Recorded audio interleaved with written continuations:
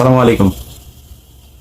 শেখ হাসিনার একটা phone record বের হয়েছে। সেই ফোন রেকর্ড শুনে অনেকেই হয়তো হাসাহাসি করেছেন, অবজ্ঞা করেছেন, ট্রল করছেন। এটা তো সম্ভব না কোনোভাবে। আমিও আপনাদের মতো মনে করি যে এটা আদৌ সম্ভব না। কিন্তু যদি আপনি কিছু বিষয় চিন্তা করেন, ধরেন সবশেষ ডিসি নিয়োগ, সচিবালয়ে এই নিয়োগ নিয়ে হাতাহাতি মারামারি, আলী ইমাম মজুমদারকে নিয়ে যে আলোচনা সমালোচনা যেগুলো চলছে, পুলিশের গুরুত্বপূর্ণ কিছু পদের ভেতরে আপনি র্যাবের ডিজির কথাও যদি চিন্তা করেন, যে এই মনিরুল এবং বেনজির এই খুনিদের সাথে যার চরম সখ্যতা ছিল, সে র্যাবের ডিজি, তারা আবার 1 বছরের জন্য ইয়েও বাড়ানো হচ্ছে। তো এইসব বিষয়গুলো যদি আপনি দেখেন, তার সাথে শেখ হাসিনার গত 15 বছরে যে লুটপাট সে আর তার পরিবারের লোকজন করেছে, সেই লুটপাটে তো বাংলাদেশের রিজার্ভ এখন বলা হচ্ছে $20 বিলিয়ন। এই 20 বিলিয়নের কত গুণ যে শেখ হাসিনার তার পরিবারের কাছে আছে সেটা আপনারা সহজেই অনুমান করতে পারেন। এক, যেই পারমাণবিক যে বিদ্যুৎ কেন্দ্র, সেখান থেকেই তারা খেয়ে দিয়েছে $5 বিলিয়ন। এবার কত বিলিয়ন ডলারের মালিক তারা এই কয় বছর হয়েছে সেটা একটু চিন্তা করে দেখেন। সো এই যে টাকা পয়সা, এই টাকা পয়সা দিয়ে তো সব সময় তারা চেষ্টা করেই যাবে। শেখ হাসিনা দেখেন, ওর তো শয়তানও মনে হয় মাঝে মধ্যে কিছুক্ষণের বিশ্রাম নেই যে আমি একটু শয়তানি বন্ধ করি, সারা জীবন করছি আবার সারা জীবন করব। ওর তো সেটা বন্ধ থাকে না। ওর মাথায় থাকে যে আর কয়দিন বাঁচবো, যে এই কয়দিন বাঁচি শয়তানি যা আছে ভেতরে সব দিয়ে শেষ করে যাইতে হবে। সো এই যে শয়তানের সারাটা ক্ষণ যে শয়তানি চলতে থাকে, এটা কার্যকর করার জন্য সেই টাকাও তো তার হাতে আছে।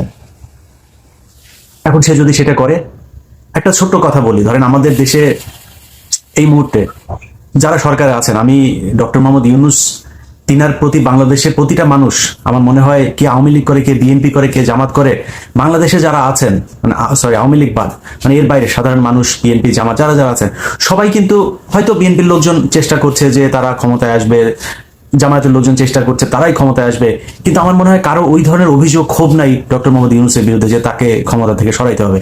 তার প্রতি একটা বিশ্বাস মানুষের আছে। কিন্তু একটা দেশ, বিশাল একটা দেশ পরিচালনা করতে হলে শুধু ডক্টর মোহাম্মদ ইউনূস একার পক্ষে তো সম্ভব না। যারা তার আশপাশে আছেন, এক একজনের বিরুদ্ধে এক এক ধরনের কথাবার্তা, এরই মধ্যে নানান বিতর্ক শুরু হয়েছে। এই যে বিতর্কগুলো হচ্ছে, আপনি চিন্তা করেন যে দেশ পরিচালনা করতে গিয়ে একদম ইমিডিয়েট যদি আমি আপনাদের যে স্বপ্ন নিয়ে এই দেশটা স্বাধীন হয়েছে এবার সেটা নিয়ে যদি কথা বলি, এখানে সেনাবাহিনীর একটা ধরপাকড় হওয়া প্রয়োজন ছিল, সেটা হয় নাই। সেনাবাহিনীর ভেতরে তো এই গত 15 বছরে সেনাবাহিনীকে তো আর সেনাবাহিনীর জায়গায় রাখা হয় নাই। মানুষ মানে কি বলবো, যে বাজে কথাও তাদেরকে ডেকে থাকে। তো এটা তো একদম মানে খুব যে মানে কি বলবো যে অসঙ্গতিপূর্ণ তা তো না। এটা বলার পেছনে অনেক যৌক্তিক কারণ আছে। আমি গত 2-3 দিন আগেও দেখলাম যে সেনাবাহিনীর লোকজন এই ডক্টর মোহাম্মদ ইউনূসের সাথে যে থাকেন, 2-3 জন অফিসার তার পাশে দেখলাম, 2-3 জনের সবার পেট মোটা, বিশাল বড় পেট। মানে এইটা সেনাবাহিনী কিভাবে সম্ভব? এই সেনাবাহিনী দিয়ে দেশ রক্ষা করা যাবে, সার্বভৌমত্ব রক্ষা করা যাবে, যুদ্ধ করা যাবে? প্রশ্নই আসে না। এর আগে এক সেনাপ্রধান ছিল শফি, সে বলেছে তাদেরকে ভাত খেতে দিচ্ছে 3 বেলা। এটা বিশাল আকারে একটা মানে সফলতা আওয়ামী লীগ সরকারের। শেখ হাসিনার প্রতি কৃতজ্ঞতা জানিয়ে তিনি টক শোতেও কথা বলেছেন। এই যে কাজগুলো করে গেছে, এটা করে সেনাবাহিনীকে ধ্বংস করে গিয়েছেন। সেনাবাহিনী আওয়ামী লীগ যেভাবে দলীয়করণ করে তার 14 গোষ্ঠী তারপর বাছাই যাচাই করে সেনাবাহিনীর পদে এনে বসিয়েছেন, তাকে তো পরের মানে 3 দিনের ভেতরে মূল কাজ হওয়ার কথা যে সেনাবাহিনীর এদেরকে সরাইতে হবে। পুলিশের ভেতরে এখনো পর্যন্ত অনেক পুলিশের, আপনি খুলনা রেঞ্জের ডিআইজি হচ্ছে রেজা, আরে সারা জীবন খুনের সাথে জড়িত, জাসদ ছাত্রলীগ করে এসে তাকে বসানো হচ্ছে সেই জায়গায়। এরকম আরো অনেকেই আছে যাদের নাম আমরা আস্তে আস্তে বলবো। আমি গণমাধ্যমের কথা যদি বলি, দেখেন গণমাধ্যমে আরটিভির আশিকুর রহমান, এই আশিক হচ্ছে পলাচ্ছে, সে 14 অথবা 15 তারিখে তার ফ্লাইট। একটু বলে রাখলাম যে অবশ্যই আশিককে আটকান, তার ব্যাপারে অনেক অভিযোগ আছে। সে তার বোনকে ভুয়া সাংবাদিক বানিয়ে এর আগে শেখ হাসিনার সাথে আমেরিকাতে এনেছেন, তিনি নিজে এখানে প্রচুর সম্পত্তি করেছেন। অতএব তার ব্যাপারে বিচার হইতে হবে, সে শুধু চাকরিচ্যুত হবে না, বিচার হতে হবে। তার মতো ডিবিসিতে জাহিদুল হাসান পিন্টু, নাজরিন মুন্নি, সোমা ইসলাম, রাহুল রাহা, অশোক চৌধুরী, অন্তত 50 জনের নাম মুখস্থ বলতে পারবো। এরা এখনো পর্যন্ত অফিস করছে। আরে ভাই, ওদের তো জেলখানায় থাকার কথা, ওরা অফিস করবে কিভাবে এখন পর্যন্ত? কিন্তু তারা অফিস করছে। এটা বাস্তবতা। এই বাস্তবতা নিয়ে যদি মনে করেন শেখ হাসিনা যে কথাটা বলছে একদম উড়িয়ে দেবেন, মানে একটা কথা বলতে চাই না, এই কথাটা 1.5 মাস হয়ে যাচ্ছে, বলি আজকে। আমার আগে আমার জায়গাটা পরিষ্কার করে নেই। আমার দেশে যাওয়ার কোনো ইচ্ছা নাই, দেশে কোনো জায়গার কোনো পদ পদবি নেওয়ার কোনো ইচ্ছা নেই। সেটা কোনো রাজনৈতিক দলও না, বা কোনো সরকার না, কোনো প্রশাসন, কোনো জায়গায় না।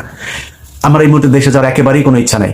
কিন্তু ধরেন আমি বা আমার মতো যারা সোশ্যাল মিডিয়াতে কথা বলেছেন স্বৈরাচার সরকারের বিরুদ্ধে কথা বলতে গিয়ে আমাদের তো কম কষ্ট সহ্য করতে হয়নি। এটা মিনিমাম মূল্যায়ন তো করা উচিত, তাই না?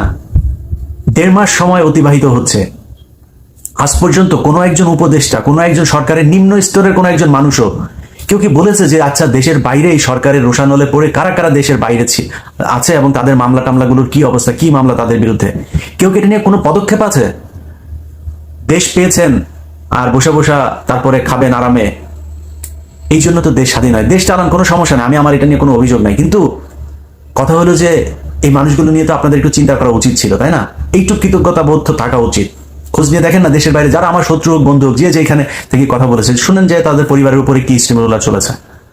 আমার বাসায় যখন রাত 2টা 3টা বাজে বাংলাদেশ সময় যখন এখানে কল করতো, এই যে এই সময়টা আমেরিকান সময়, আমি যে সময় রেকর্ড করছি আমেরিকা এখন দুপুর, বাংলাদেশে মধ্যরাত, এই সময়টার পর থেকে 4-5 ঘন্টা ভোর রাত পর্যন্ত যদি কোনো ফোন আসতো, মানে কলিজাটা একদম চিপ দিয়ে ধরতো। কেমন লাগতো সেটা আমি জানি। আর বাসার নিচে যখন পুলিশ গিয়ে উপরে কলিং বেল চাপতো, উপর থেকে নামতে আসতে বলতো আমার পরিবারের মানুষদেরকে, তখন তারা জানে কেমন লাগতো। এটা তো আপনি করেন নাই।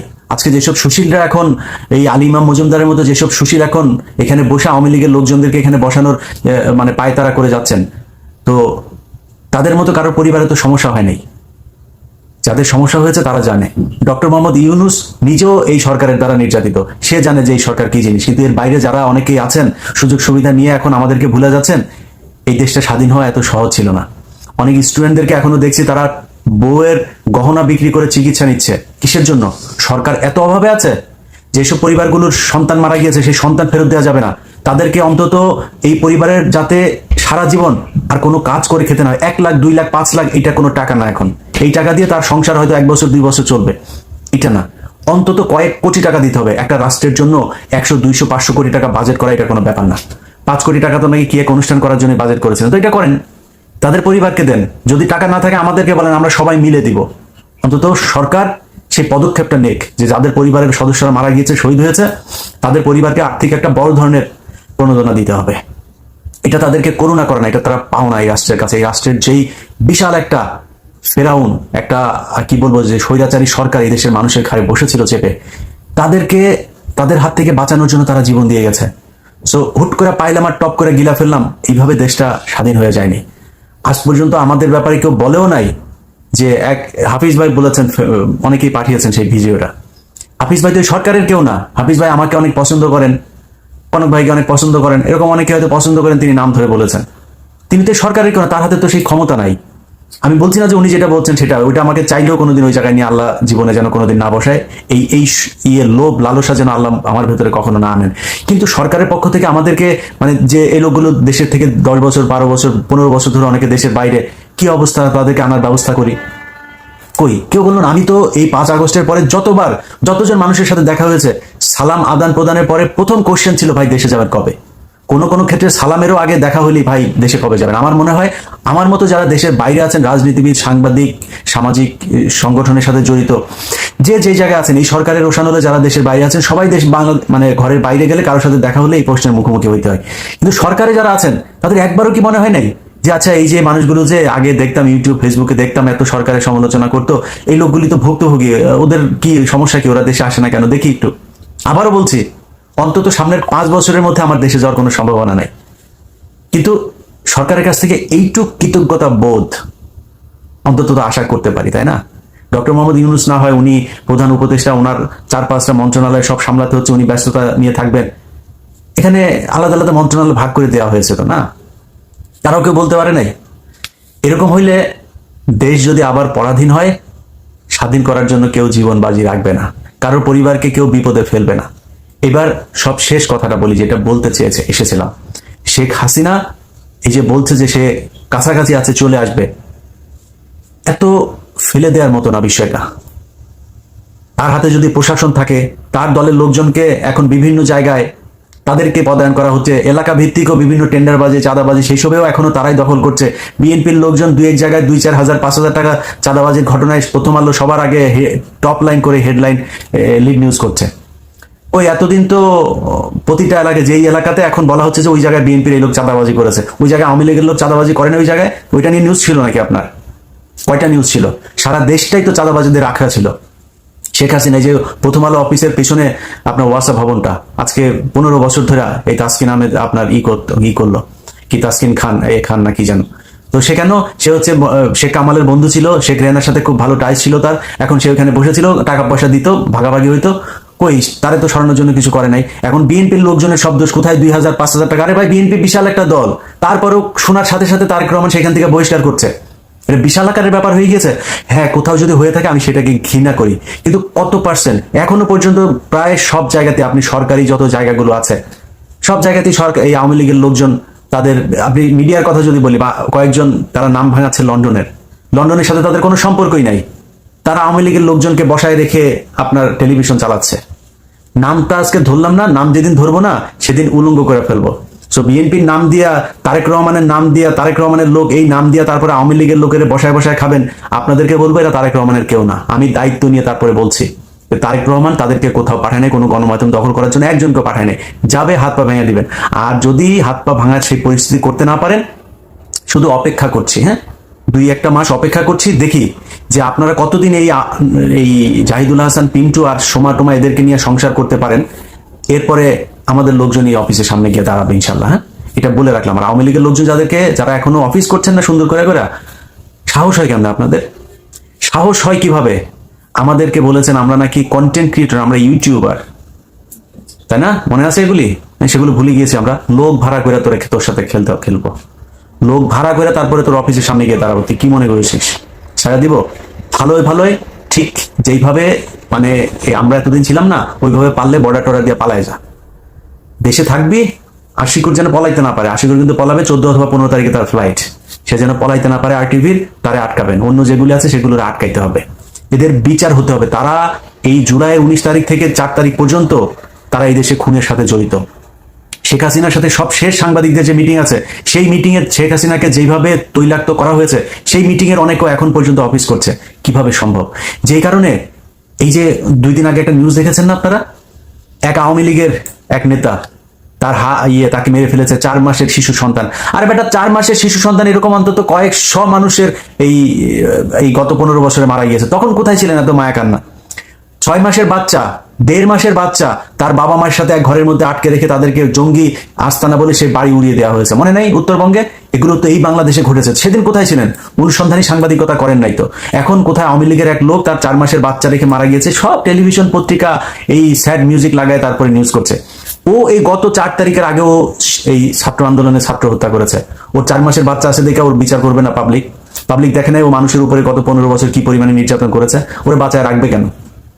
কিসের জন্য? মানুষের এই ক্ষোভ তো এটা তো মানে বই প্রকাশ হবেই, তাদেরকে আইনের আওতায় নিয়ে আনা হচ্ছে না। প্রতিটা জায়গায় আমার অনুরোধ, প্রতিটা থানায় বিএনপির লোকজন যারা আছেন, জামায়াতের লোকজন আছেন, এখনো অনেক থানাতে আমি নিজেই খবর জানি, অনেক থানাতে এখন পর্যন্ত হত্যা মামলা হয়নি। প্রতিটা থানায় হত্যা মামলা হইতে হবে।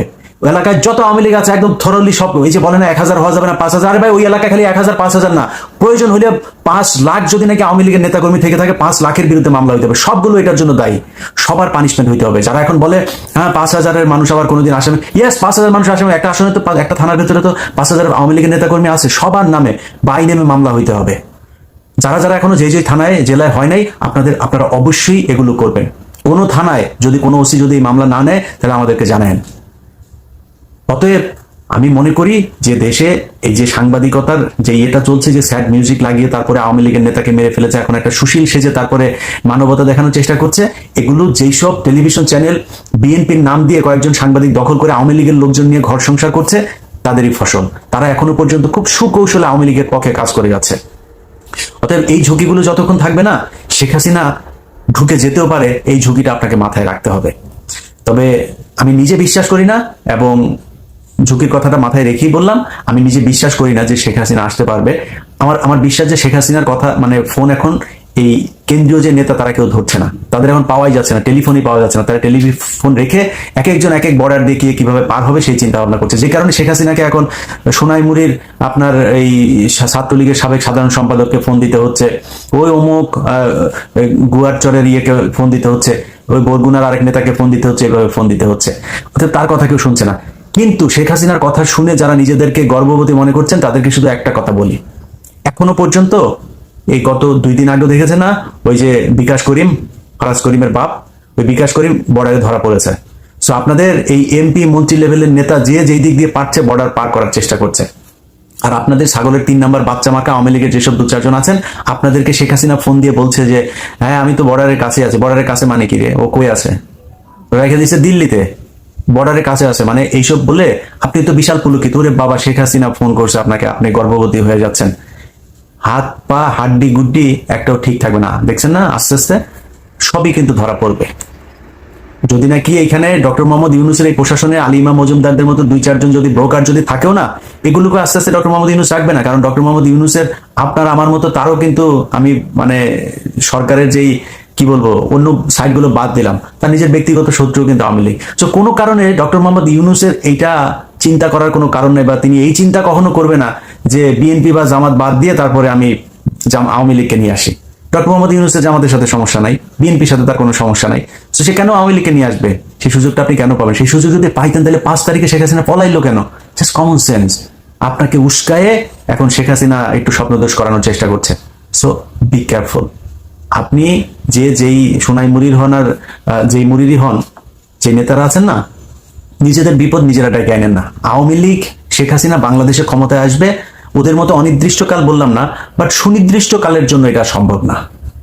এই শেখ হাসিনা বাংলাদেশে এসে ক্ষমতা গ্রহণ করবে, এটা সুনির্দিষ্ট ভাবে বলা যাবে না যে কতদিন পরে শেখ হাসিনা দল আবার এই দেশে ক্ষমতায় আসতে পারে।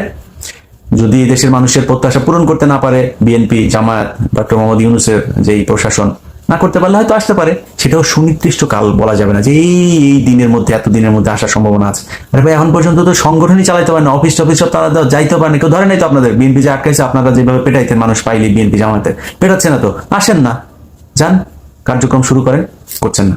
যাই হোক, আমি দুইটা দিকই বললাম যে আওয়ামী লীগের যারা শেখ হাসিনার কথা শুনে নিজেদেরকে গর্ভবতী মনে করছেন তারাও সাবধান, বাট শত্রুকে দুর্বল মনে করার কোনো কারণও নাই। সেটাও যারা এখন এই মুহূর্তে দেশে ক্ষমতায় আছেন এবং ক্ষমতায় আসার স্বপ্ন দেখছেন, তাদেরকে এটা মাথায় রাখতে হবে। আপনি বিএনপির বিশাল বড় সংগঠন বাংলাদেশে, আপনার প্রতিদ্বন্দ্বিতা থাকবে, প্রতিযোগিতা থাকবে, সেটা আপনার দলের ভেতরেই সীমাবদ্ধ থাকতে হবে। আপনি বিএনপির একজনের সাথে প্রতিদ্বন্দ্বিতা করে তারপরে আপনি আওয়ামী লীগের লোকজনকে এখানে করবেন। গত 15 বছরে বিএনপির চাইতে বেশি ক্ষতিগ্রস্ত, জামাতের চাইতে বেশি ক্ষতিগ্রস্ত এই দেশে আর কেউ হয়নি। অতএব আপনাকেই সেটা বুঝতে হবে যে আওয়ামী লীগকে